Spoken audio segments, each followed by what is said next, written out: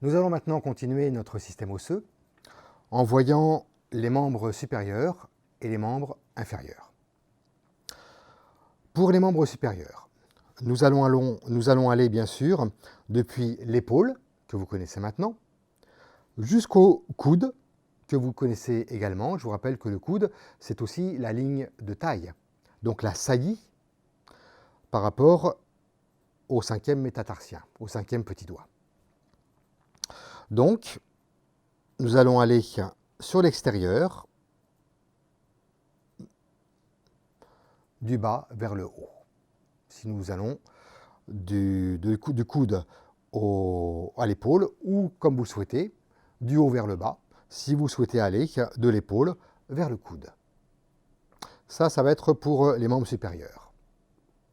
Pour les membres inférieurs, eh bien, nous allons simplement poursuivre notre chemin qui va aller au niveau du coude, qui est en fait aussi le genou. Donc nous allons aller du genou jusqu'en descendant vers la hanche. Où va se situer la hanche? Eh bien la hanche va se situer dans le prolongement extérieur de la ligne pelvienne. Ce sera effectivement notre limite pour travailler les membres inférieurs. Donc, pareil, si vous avez une main suffisamment grande, avec le pouce tout autant, la même position que pour notre système lymphatique au niveau des aisselles.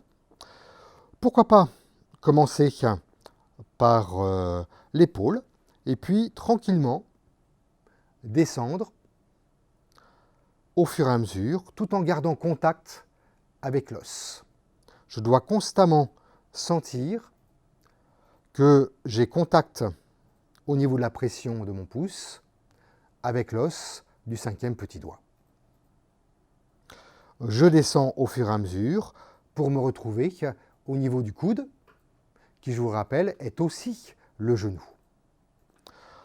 Je poursuis avec les membres inférieurs, où lentement, je vais descendre, sachant que bien sûr, cette fois-ci, je ne vais rencontrer sous ma pression que du tissu mou. Il n'y a plus d'os. Donc, n'ayez pas hésité à pouvoir aller suffisamment profond cette fois-ci pour aller chercher la pression. Je vais descendre du genou jusqu'à la hanche. Alors me direz-vous, il y a une petite particularité dans ce que je vous dis. C'est que vous savez que quand vous êtes debout, vous avez le genou qui est en dessous de la hanche. Or, en réflexologie plantaire, vous avez la hanche qui est en dessous du genou. Pourquoi?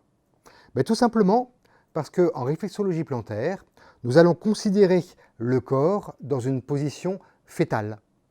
Ce qui veut dire que si je mets mon genou au niveau du coude, là effectivement, je suis en position fétale et donc mon genou sera au-dessus de ma hanche.